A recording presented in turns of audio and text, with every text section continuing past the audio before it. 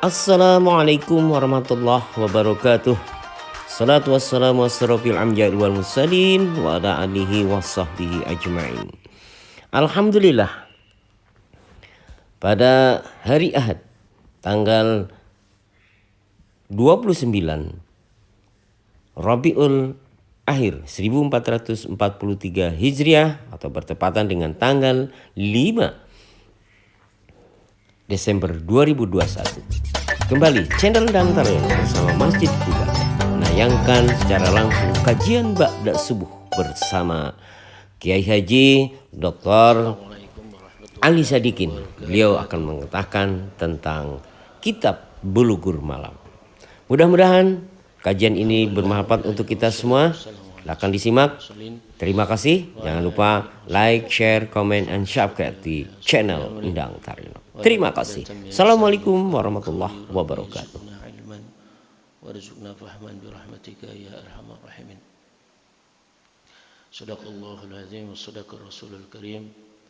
Walhamdulillahi rabbil alamin. Puji syukur kepada Allah Subhanahu wa taala, pada pagi hari ini saya dapat bersilaturahmi di Masjid Kuba, masjid sejarah perjuangan kami dengan teman-teman generasi awal. Setelah itu, karena saya disibukkan untuk menyelesaikan S3, sehingga saya lebih konsen, dan alhamdulillah ternyata saya masih diakui, nyatanya diundang. Pak Teras senyum aja Pak Teras. Alhamdulillah, waktu demi waktu, hari demi waktu, subhanallah, kemajuan Masjid Kuba luar biasa.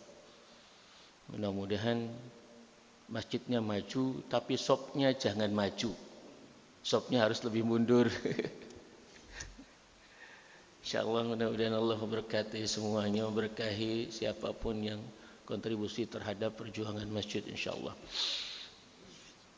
Jamaah sekalian berbahagia, ketika saya ditawarkan untuk mengisi kajian subuh ini,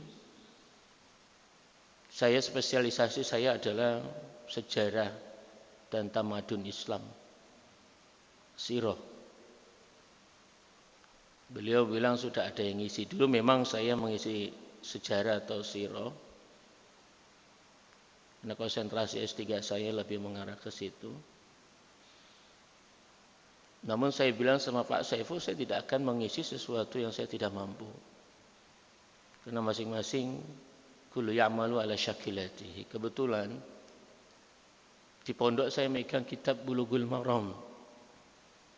Dan saya bilang sama santri-santri saya tidak akan mengajar kitab-kitab yang belum saya punya sanad.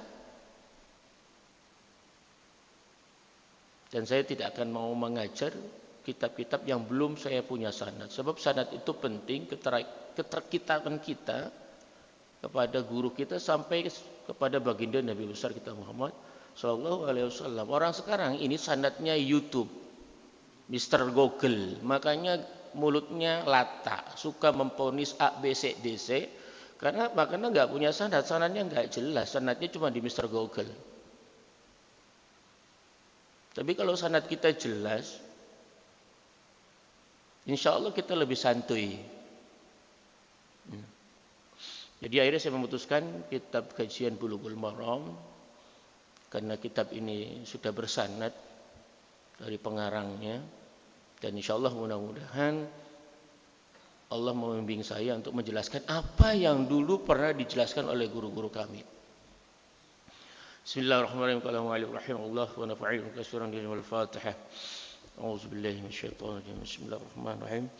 Alhamdulillahirabbil alamin arrahmanir rahim maliki yaumiddin iyyaka na'budu wa iyyaka nasta'in ihdinas siratal mustaqim siratal ladzina an'amta 'alaihim ghairil maghdubi 'alaihim waladdallin. Amin. Bismillahirrahmanirrahim. Kitabul Janaiz, bab kitab-kitab tentang jenazah. Nabi Hurairah radhiyallahu anhu qala Rasulullah sallallahu alaihi wasallam, akthiru dzikra hazimil ladzatil mauti.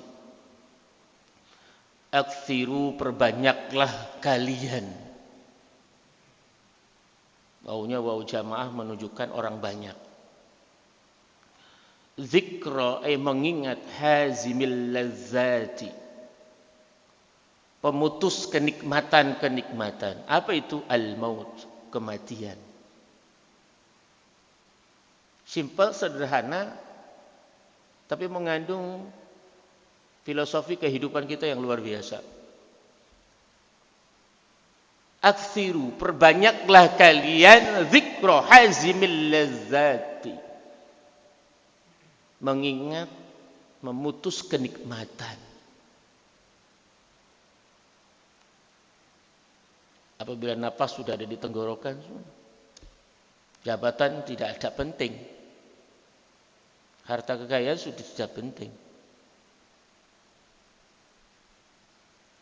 Apa filosofi yang tergantung dalam hadis ini adalah seberapa sibuk kita, seberapa repot kita terhadap dunia.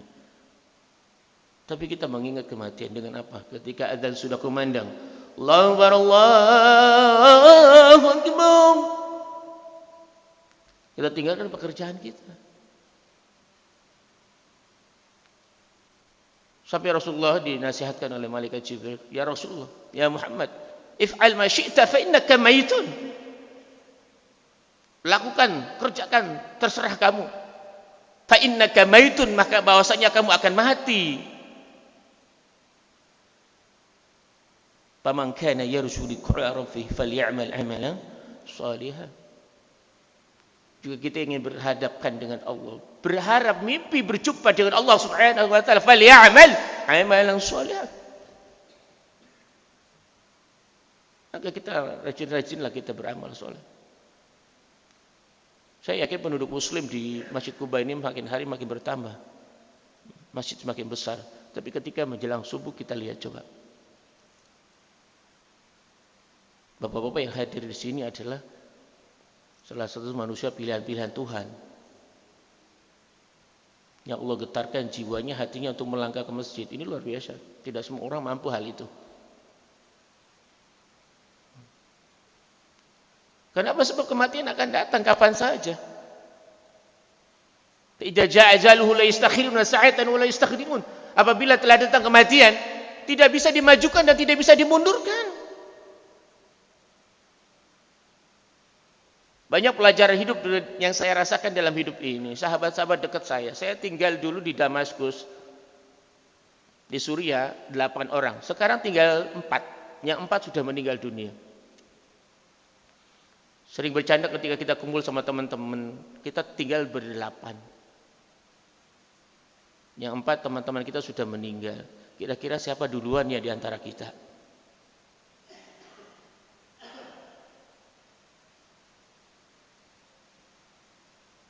Lihat teman saya Ajis, orang Pekalongan. Jam 2 malam saya waktu itu pulang ceramah agak jauh. Sampai rumah terlambat, sampai pondok sekitar jam 1:30-an. Tiba-tiba saya buka HP, teman saya menyapa, Kiai belum tidur, baru sampai ngisi pengajian.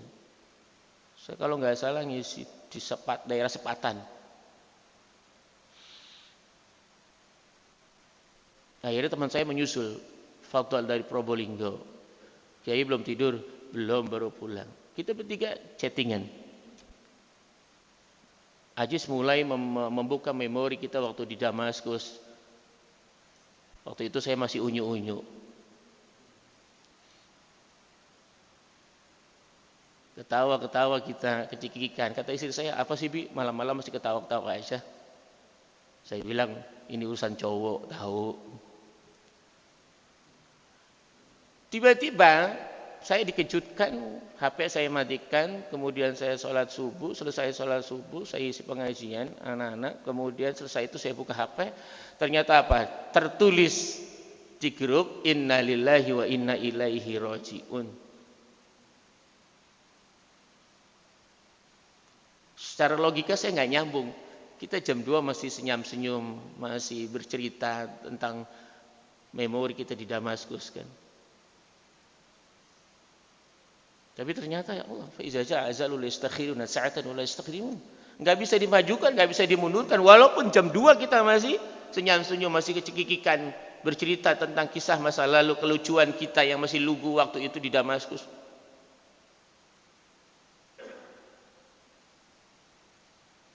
Kemudian satu sahabat saya, Nasrullah, dipanggil Uwo.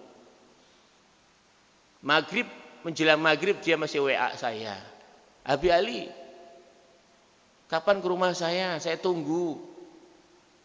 Saya bilang insya Allah Bang Uwo, saya masih banyak tugas. Insya Allah nanti saya datang sama istri saya. Malamnya dia WA saya lagi, Abi Ali, kalau ada waktu besok datang ya. Insya Allah Bang Uwo, saya usahakan. Selesai saya ngisi pengajian. Kebetulan saya ngisi pengajian gak jauh dari daerah dia, Cipete, Jakarta Selatan. Saya usahakan mampir.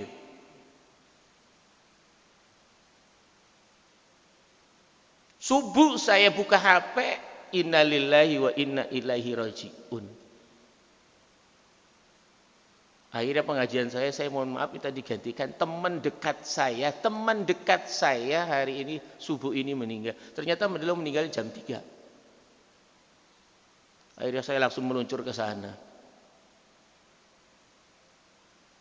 Kematian. Wa kullu min turabin turab, kata Sayyidina Ali. Setiap yang datang dari tanah akan kembali ke tanah. Tinggal kita, apa yang kita persiapkan ketika ajal ini menjemput, ketika kenikmatan kita sudah terputus.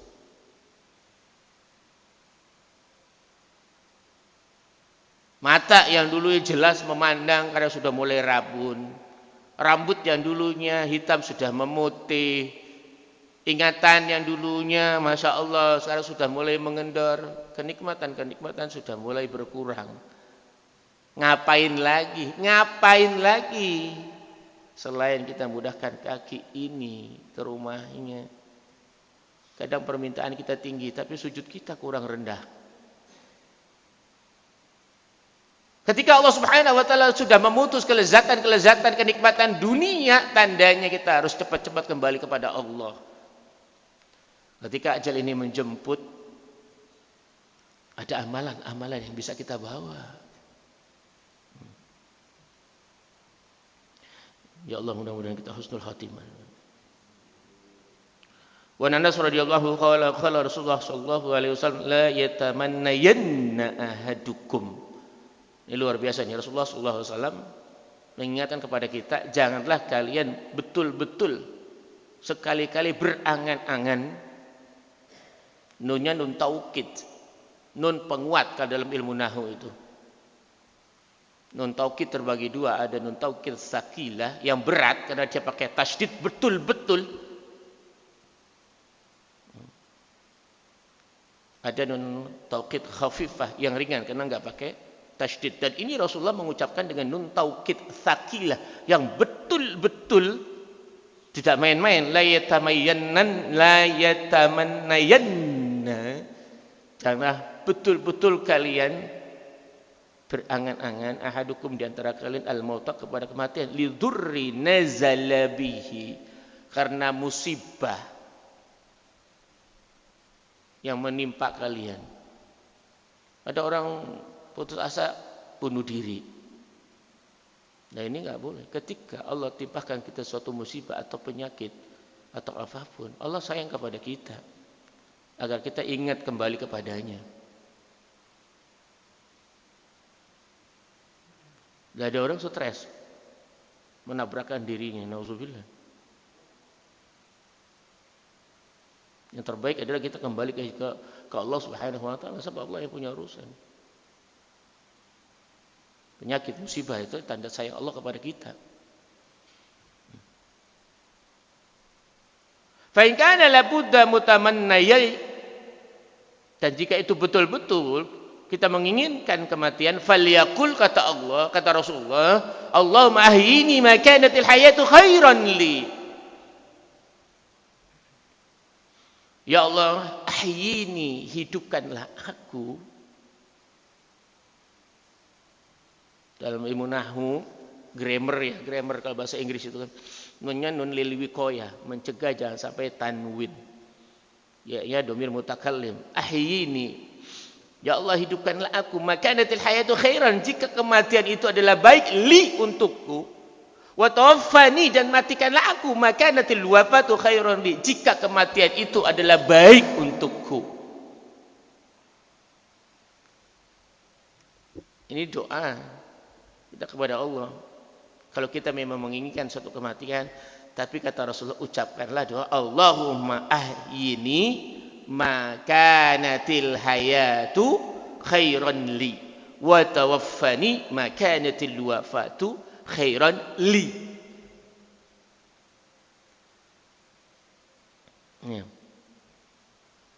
Ya Allah, hidupkanlah aku jika kehidupan itu baik untukku, untuk sebagai ladang amalku.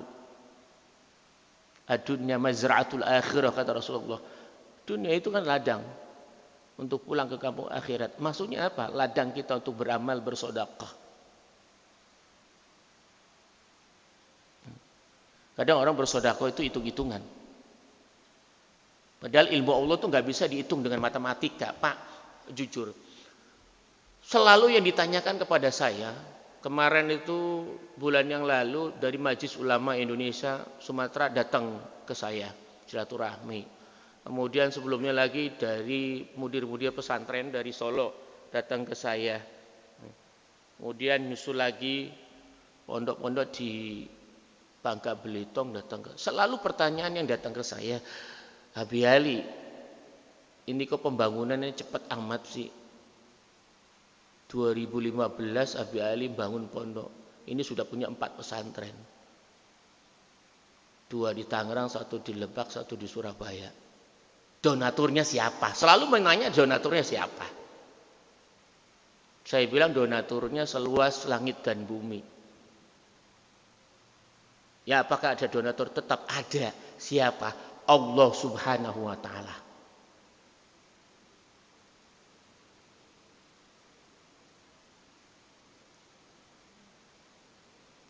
Dan saya perhatikan orang-orang yang rajin membantu pembangunan pesantren itu masya Allah.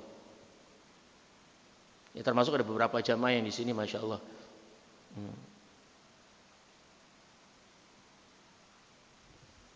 Kita lihatin kehidupannya, insya Allah mudah-mudahan barokah gitu kan.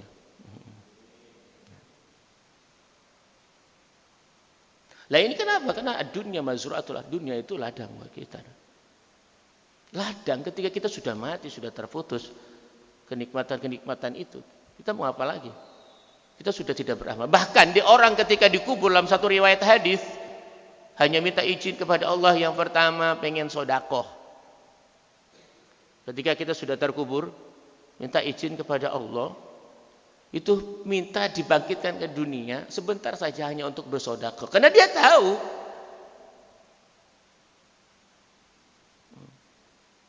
amalan yang tidak pernah putus itu adalah as-shadaqatun jariyah. Shadaqatun jariyatun, sedekah jariyah. Jariyah itu artinya apa? Jaro ya, mengalir. Sedekah yang terus mengalir. Bapak-bapak yang terkontribusi mengamalkan masjid dengan ikhlas ini, ketika Bapak sudah meninggal dunia punya catatan amal, terus amalannya terus buku amalan kebaikannya akan terus mengalir sampai kita dihadapkan nanti di padang mahsyar pengadilan Allah Subhanahu wa taala. Begitu kita mati, catatan amal kita banyak. Dari mana? Dari masjid yang kita bangun ini banyak orang yang menggunakan untuk ibadah. Dari kamar mandi, tempat wudu yang kita bangun, orang setiap hari menggunakan hal itu amal ibadah kita. Kemudian ibarat kata saldo bertambah.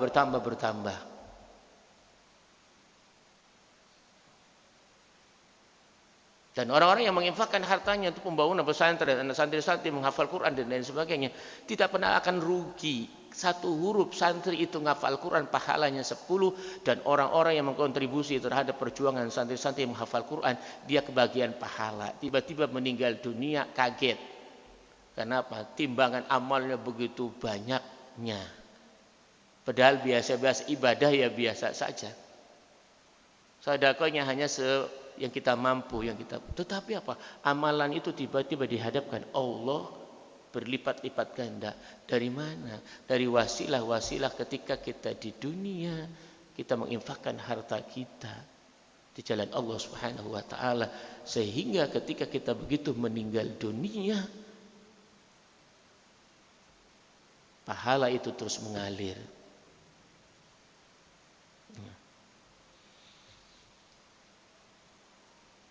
Kemudian Wan Buraidah radhiyallahu anhu Nabi sallallahu alaihi wasallam al-mu'minu yamutu bi irqil jabini. Seorang mukmin itu akan mati dengan berpeluh di keningnya. Bi irqil jabini, berpeluh di keningnya. Kenapa? Dalam riwayat Salman Al-Farisi, ini saya baca dalam kitab Sakaratul Maut karangan Syekh Ahmad Ad-Daniri ini. Kitab ini saya dulu dihadiahkan oleh murid saya ini. Dalam riwayat Salman Al-Farisi diriwayatkan, perhatikanlah 3 hal ketika kematian si mayit. Perhatikanlah 3 hal ketika kematian si mayit. Yang pertama, jika dahinya berkeringat, dalam bahasa hadis Bulughul Maram bi iraqil jamini, dengan berkeringat berpeluh dahinya, jidatnya, dan air matanya berlinang, hidungnya mengeluarkan ingus, tanda rahmat Allah bagi si mayit.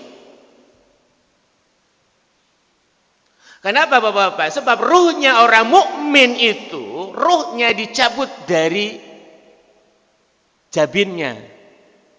Apa ini jabin? Apa namanya ini? Jidatnya. Dari sini, Pak. Ruhnya orang mukmin dicabut dari sini. Dalam kitab Sakaratul Maut dikisahkan satu hadis bahwasanya Rasulullah SAW ketika malaikat Jibril menghampiri Rasulullah, itu malaikat menangis. Kenapa? Ketika Rasulullah Sakaratul Maut, Rasulullah merasakan sakit. Sampai Rasul mengucapkan la ilaha illallah innal mauta lasyakarat. Rasulullah mengucapkan, ya Allah, tidak ada Tuhan selain Allah, sesungguhnya kematian itu ada masa sekaratnya, masa sakaratul maut. Rasulullah pada saat itu mengalami rasa sakitnya. Kemudian Rasulullah memerintahkan istrinya untuk diambilkan air dingin. Lalu direndam tangannya Rasulullah sampai mengatakan, la ilaha illallah innal mauta lasyakarat. Sesungguhnya tidak ada Tuhan selain Allah. Sesungguhnya kematian itu ada masa sakaratul mautnya. Sampai Rasul mengatakan, ya Allah, mulai hari ini rasa sakitnya sakaratul maut umatku, biar aku yang nanggung, kata Rasulullah. Jadi rasa sakitnya sakaratul maut umatnya Rasulullah, Rasulullah yang akan nanggung. Begitu hebatnya, begitu luar biasanya pemimpin kita Rasulullah. Masih mau mati, masih memikirkan umatnya. Lah ini pemimpin kita, bukan mikirin rakyatnya, tapi golongannya. Nauzubillah min dzalik. Rasulullah mau mati aja, masih nyebut ummati, umatku, sampai sakaratul maut. Rasulullah mengatakan, la ilaha illallah innal mauta lasakarat, bahwasanya tidak ada Tuhan selain Allah. Setiap kematian itu ada masa sakaratul mautnya. Mulai hari ini rasa sakit sakaratul maut umatku, aku yang nanggung ya Allah, kata Rasulullah.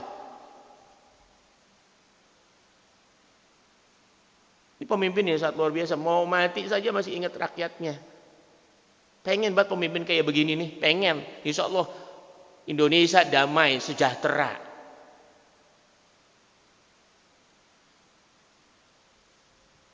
Allah.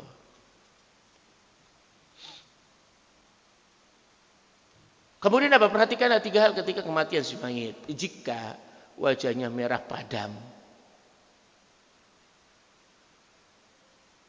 giginya bergemeretak bunyi, kemudian mengeluarkan suara seperti lembu disembelih, tanda azab Allah bagi si mayit. Dan ini saya rasakan di lingkungan Royal 2 beberapa tahun yang lalu. Karena rumah dekat dengan masjid, tapi saya tidak pernah, bukan untuk gibah ya, saya pun tidak menyebutkan namanya, tapi masyarakat sini yang dekat dari masjid. Jam 1 saya ditelepon oleh putranya. Saya baru pulang ceramah kan. Saya ini kan cowok panggilan, jadi pulangnya sering tengah malam. Saya bilang, Ustaz bisa ke rumah sakit enggak? Rumah sakitnya enggak jauh dari sini. Kenapa? Tolongin ayah saya.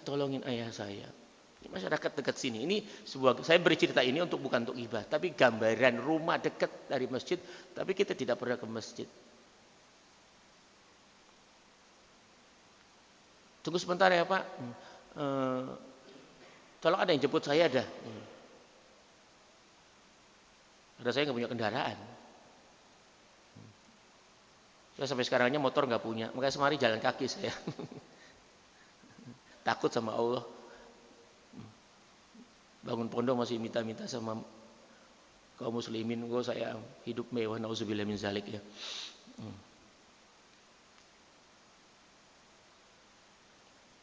Kemudian apa saya datang ke sana. Itu suster itu sudah nggak ada yang berani. Ya tadi saya hadapkan gitu, ya Allah, selang-selang itu udah diputus sama bapaknya, udah berontak-berontak. Saya bilang, Pak, sejak kapan begini? Udah seminggu Ustaz, ayah saya. Ini kisah nyata di lingkungan sini. Sudah seminggu. Loh kenapa saya baru dikasih tahu Ustaz? Suster udah nggak mau nanganin. Itu tabung-tabung itu udah lemparin semua. Tabung-tabung untuk ini, yang mulutnya itu. Udah diikat sama suster tuh masih berontak. Sampai apa tuh rajanya itu bergerak gitu kan. Lalu kemudian apa? Karena Rasulullah SAW bilang laqinu ala mautakum Yasin. Tuntunlah si mayit kamu surat Yasin. Rasulullah kan bilang gitu. Lalu apa? Saya bacakan suratul Yasin. Berontak terus saya kuatkan di telinganya. Terus saya bacakan suratul Yasin sampai ayat terakhir baru innalillahi wa inna ilaihi rajiun. Lalu saya keluar, saya bilang, Bapak, orang tuanya sudah tidak ada. Langsung nangis. Sudah. Saya bilang saya tidak bisa mengurus mayatnya malam ini, saya lelah sekali. Jam 1 saya pulang isi pengajian.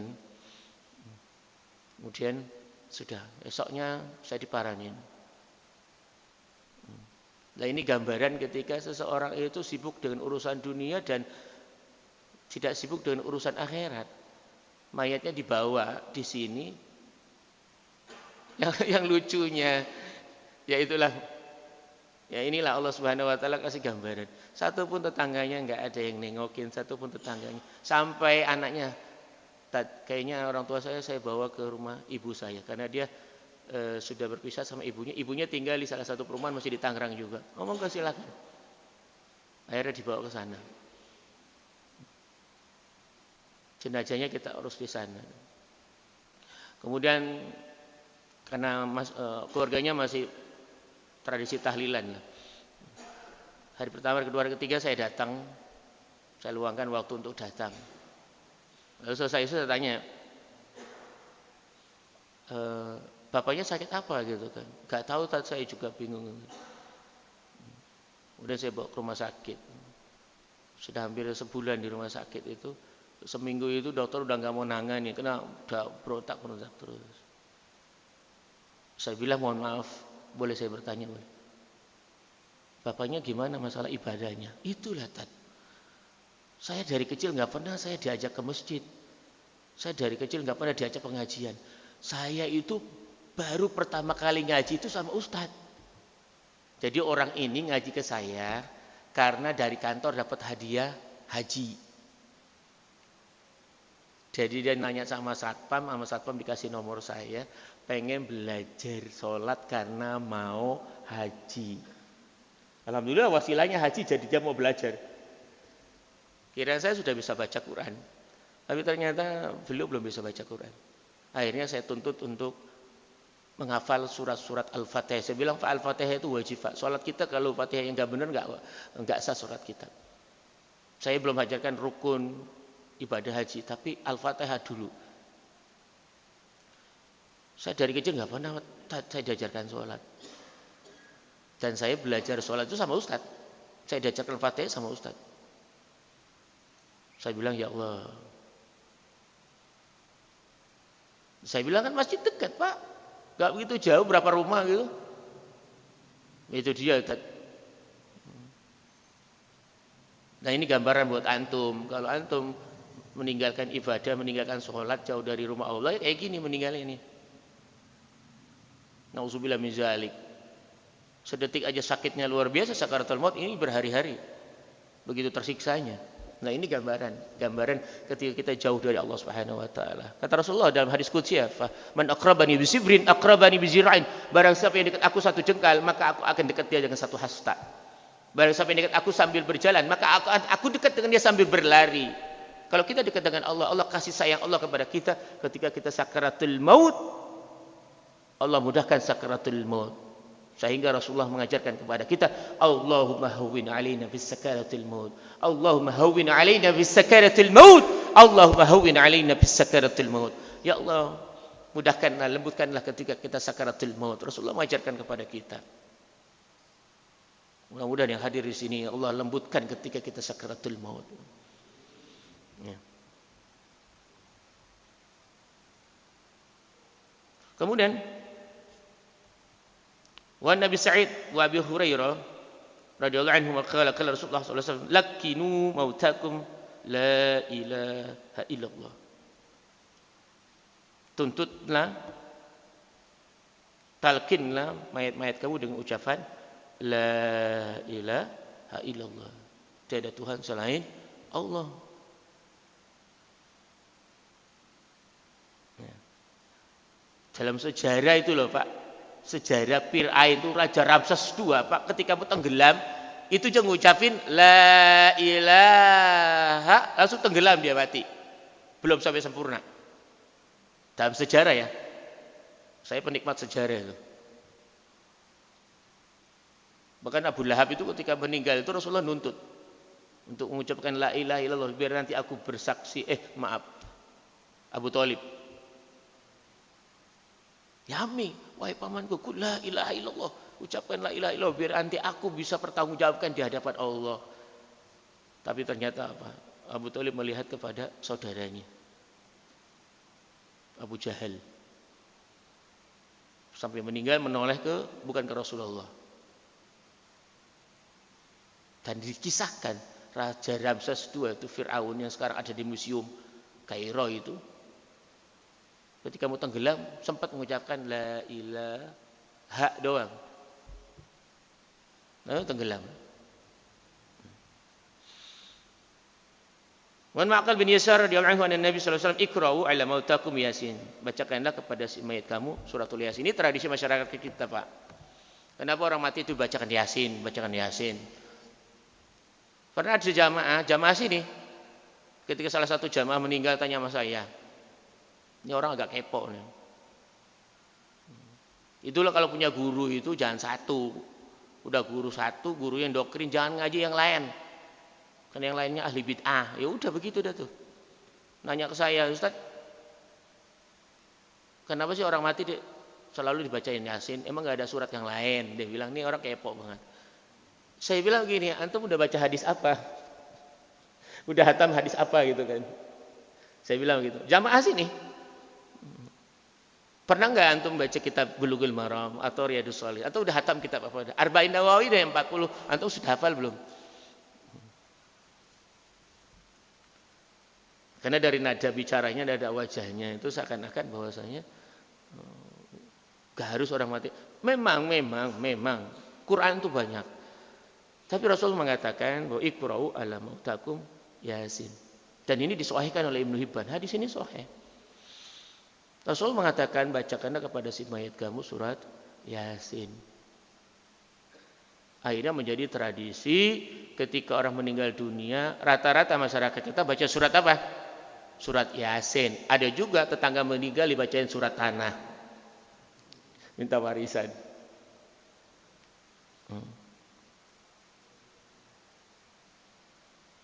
Lalu ada juga yang bilang, saya pernah ngisi pengajian di salah satu kantor. Ya. Kan dulu tsunami kan, saya dikasih judulnya tentang itu kan, musibah kan. Nah, saya membahas salah satu lah, ketika ngisi pengajian kan merembet ya, termasuk hadis ini. Lalu ada jamaah yang ngantarkan saya, Ustaz, kata guru saya itu hadisnya dhaif. Saya tanya, antum tahu nggak hadis dhaif itu apa? Ya kata guru saya. Tanyakan dulu dah kata guru kamu, dhaif itu apa? Nah ini kadang-kadang kita ini belajar baru covernya doang, kulitnya doang itu. Karena Allah sudah memberani. Ada orang yang menyalah-nyalahkan Imam Syafi'i. Lucu. Di YouTube lagi. Kalau di muka saya culek nih orang.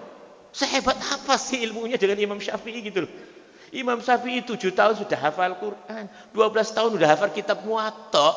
Lah ini komen nyala-nyalain Imam Syafi'i gitu loh. Buya Hamka dulu sholat subuh nggak pakai kunut. Buya Hamka dulu nggak maulidan.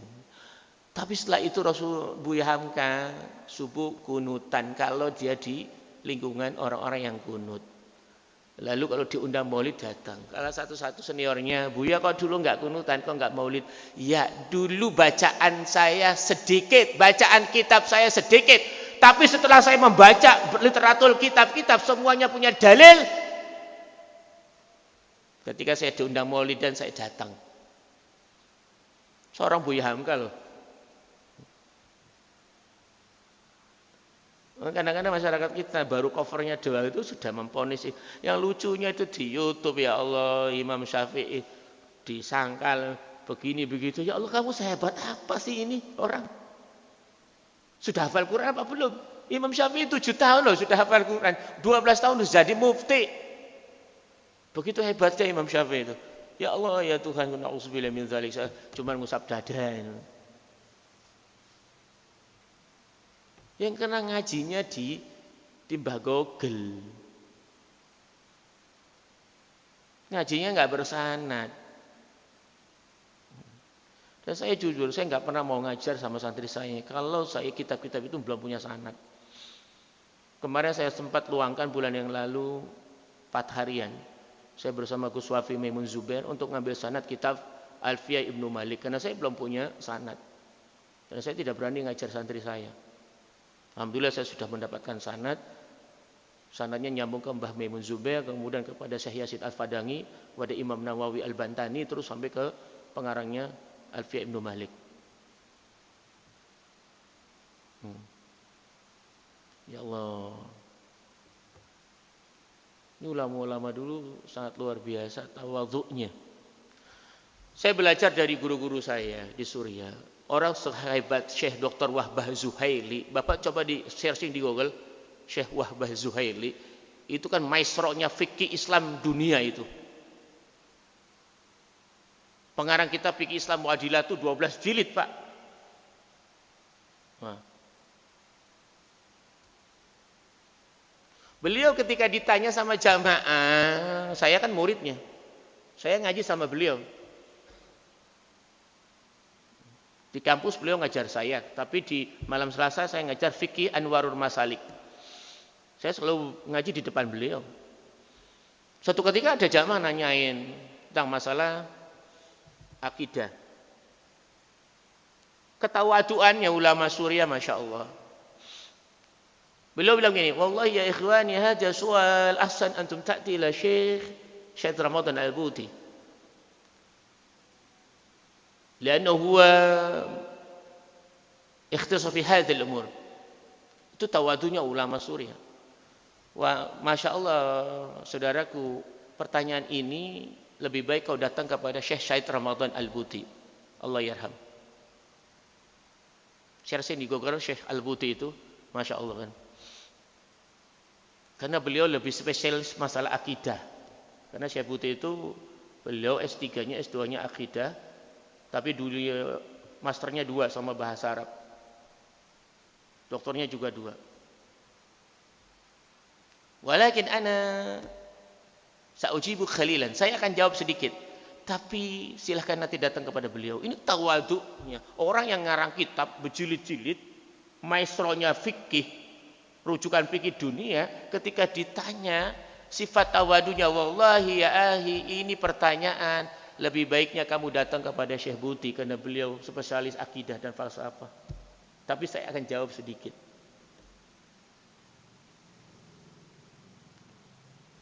Lah Ustaz kita kalau ditanya ini, apa aja dijawab, padahal bukan spesialisasinya. Makanya saya maaf ya, saya karena diajarkan oleh guru kami ketika Pak Saiful menawarkan saya, maaf Pak, saya itu spesialisasinya di sirah, di sejarah. Kalau yang lain nanti tidak saya pikirkan. Akhirnya saya menemukan jawaban, saya tidak mau memberikan sesuatu yang saya tidak punya sanad. Sudah Pak, saya Bulughul Maram saja.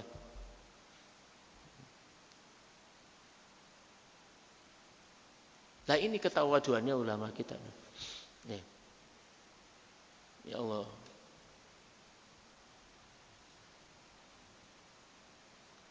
Lah ada lagi lucu. Kitab Ihya Ulumuddin. Ada yang mengomentari Imam Ghazali. Ibadah kita semana sih? Orang aneh-aneh.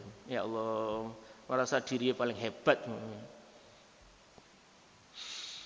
Iqra'u ala mautakum Yasin. Bacakanlah kepada kamu surat Yasin. Rawahu Abu Dawud wa Nasai wa Sahih Ibnu Hibban. Disahihkan oleh Ibnu Hibban. Ya, jadi kalau tradisi masyarakat kita baca suratul Yasin, ini riwayatnya dalam kitab Bulughul Maram bab janaiz, dan ini disahihkan.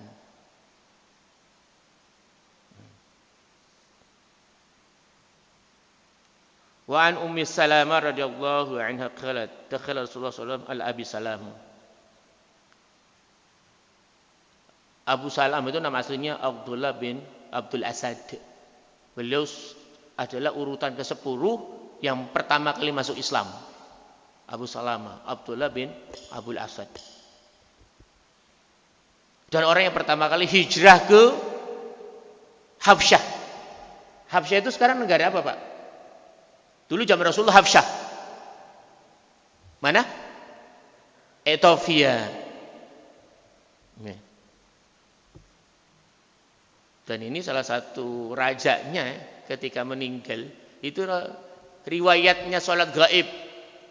Jadi saudara sahabat itu ketika Rasulullah mendengar Raja Habsyah itu meninggal, para sahabat disuruh sholat gaib. Inilah asbabul wurudnya. Kalau Al-Quran itu apa, Pak?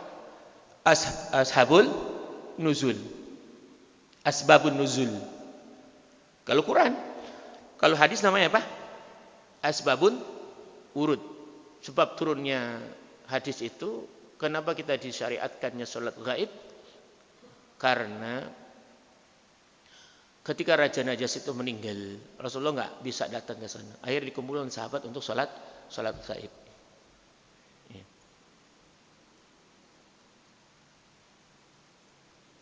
Wa qad syaqqa basaruhu, dan ketika Abu Salamah meninggal dunia, Rasulullah datang. Maka syakka basyarahu. Rasulullah masuk ke ruangannya, kemudian dilihat Abu Salamah itu apa? Membuka matanya. Orang meninggal itu kan membuka mata.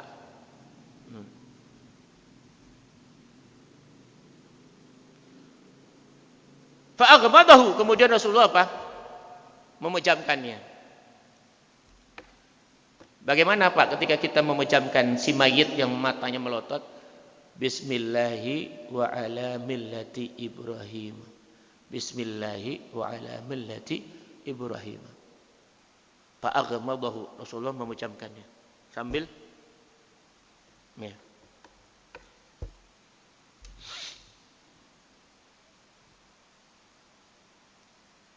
Kemudian kemudian Rasul mengatakan innar ruha idza qubidat taba'ul basar. Sesungguhnya ruh itu apabila dicabut dia mengikuti pandangan kita. Kenapa? Sebab sakaratul maut itu sakit. Jadi ketika ditarik di sini, nah, keterkejutan, terbelalak lah kalau orang sini maksudnya itu. Ketika ruh kita ditarik, maka pandangan kita mengikuti. Sehingga terbelalak gitu. Rasa sakitnya sekarang kita makan bakso aja nih, makan bakso kepedesan. Itu kan sampai keluar air mata ya, kadang-kadang sampai keluar ingus gitu ya. Ini sakaratul maut.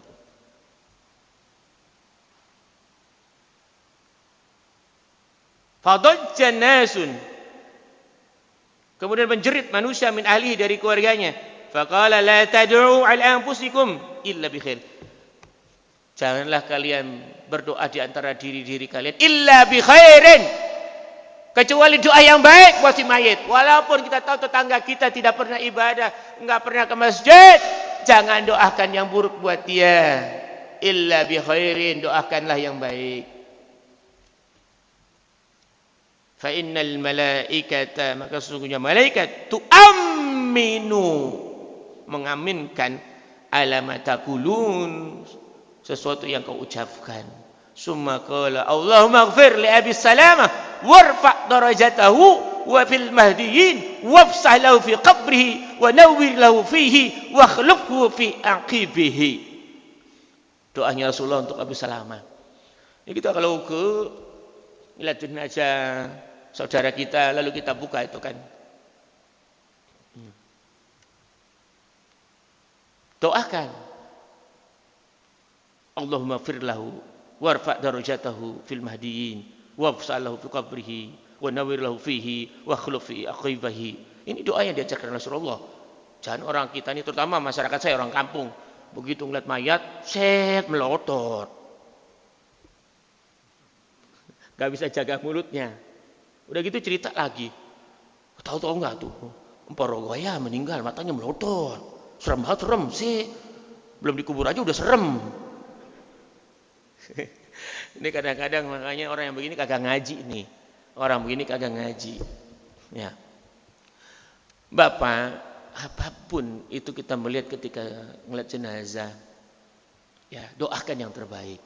Kalau kita siap, kita mampu untuk memejamkan, pejamkanlah. Bismillahi wa ala millati Ibrahim. Ya. Doakan, Allahumma fir basi mayit, ya Allah ampunilah. Warfa' darajatahu, ya Allah angkatlah derajatnya fil mahdiyyin, di dalam golongan orang-orang yang berikan petunjuk, orang-orang yang dapat hidayah. Wafsah lau, dan lapangkanlah baginya si mayit fi qabrihi, dalam kuburnya, wa nawwir lahu fi, dan terangkanlah kuburnya, wa khalufhu, dan gantilah penggantinya fi aqibihi, dari keturunannya. Kalau kita tidak hafal doa ini, ya udah pakai bahasa Indonesia, ya Allah ampunilah si mayit, angkatlah derajatnya Allah bersama orang-orang yang dapatkan hidayah, dan lapangkanlah kuburnya dan terangkanlah. Kata Rasulullah, fa nawwiru qubrahum fil Quran. Atau riwayat yang lain, iqra'u ala maitakum ala mautakum al-Qur'ana fa innal Qur'an nuran fi qabrihi. Bacakanlah kepada si mayit kamu Al-Qur'an, sebab Al-Qur'an itu adalah penerang di dalam kuburnya. Makanya tradisi masyarakat orang kampung saya, kalau ada orang meninggal itu ngaji Quran. Karena mengambil kesimpulan hadis ini, iqra'u ala mautakum al-Qur'ana fa innal Qur'an nuran fi qabrihi. Bacakanlah kepada si mayit kamu Al-Qur'an, sebab Quran itu penerang di dalam kuburnya. Lalu saya dikomentari, kan orang udah mati keputus Ustaz amalnya. Ini kadang-kadang jamaah lata, saya emang enggak tersinggung. Karena orang yang begini biasanya ngajinya sedikit, kemudian gurunya cuma satu. Terus kenapa? Kan kalau orang udah mati sudah terputus amalnya. Jadi ngapain pakai diajiin, katanya bilang begitu. Karena begini aja, ente mati dah, ente mati, ente kuburin, terus anak gak ngajiin. Coba ente rasakan dalam kubur bagaimana. Kalau nanti ente sakit, tolong di WA saya.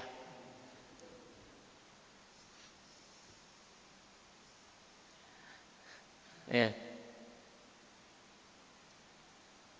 Kenapa? Karena Al-Quran itu cahaya. Siapa yang baca Al-Quran, pengennya yang membaca Quran awwaladin sholih alladzi yad'u lahu, anaknya. Tapi karena semasa di dunia anaknya tidak dididik Al-Quran, anaknya tidak dipesantrenkan, anaknya tidak di sekolah agama, nggak bisa baca Quran. Akhirnya nyuruh tetangganya, nyuruh santri. Santri saya kalau disuruh baca Quran 7 malam senang banget. Kenapa? Perbaikan gizi, Bi. Katanya perbaikan gizi. Santri saya senang banget. Ini ada tetangga minta dibacaan Quran, hataman Quran. Kan yang hafid-hafid sudah selesai Qurannya. Ya. Kemarin saya di Banjarwijaya ada yang meninggal. Jamaah juga, beliau sering konsultasi sama saya. Itu ya Allah kematian, Pak. Saya sebagai teman menghiburnya, karena saya sudah merasakan teman-teman saya. Jadi maghrib itu anaknya masih makan. Maghrib, tiba-tiba temannya datang, teman sekolahnya. Baru 17 tahun umurnya. 17. Makannya masuk tengah, ditinggal. Karena temannya datang, katanya temannya mau lihat motor second mau beli. Ditinggal tuh. Sampai di kan Banjarwijaya ujung nih, rumahnya di klaster. Biluk kan ke Tipiko, PT Tipiko tau kan. Kan nggak jauh dari situ. Tiba-tiba baru berapa menit ditelepon, innalillahi wa inna ilaihi rajiun. Jadi anaknya meninggal itu kan ke tabrak pas biluk. Coba orang tua mana yang nggak kaget, makan aja belum habis. Hitungan berapa menit sih, berapa jauhnya sih ya dari ujung ini klaster yang pasar modern itu kan. Ke Tipiko kan nggak begitu jauh ya. Mungkin kalau Bapak yang merasakan bagaimana ya Allah. Saya sebagai temannya itu ya Allah cuma bisa menghibur. Meluk saya nangis-nangis ya Allah. Ya kematian. Ya karena memang masih hitung jari, tapi saya lihat di statusnya dia sudah mulai terhibur. Kenapa? Dia statusnya begini. Sekarang saya baru tahu mana sahabat saya, mana yang bukan sahabat saya. Ketika saya ditimpa musibah yang menghampiri saya, itulah sahabat sejati saya. Yang selama ini bersama saya dan dia tidak peduli sama sekali ketika saya dapat musibah, saya tahu. Batin saya alhamdulillah untuk saya nemenin. Setiap malam 4 malam saya nemenin kan. Ya Allah. Saya jawab singkat padat, mawaddatus sodiqi tadharu waqtadiki. Kecintaan seorang teman itu kita tahu teman kita sesungguhnya itu adalah pada saat kita ditimpa musibah. Ketika kita ditimpa musibah, kita tahu mana teman kita sesungguhnya. Teman di meja makan gampang banget, kita undang makan datang. Tapi teman ketika mendampingi kita dapat musibah, dapat ujian, ya. Itulah teman sesungguhnya.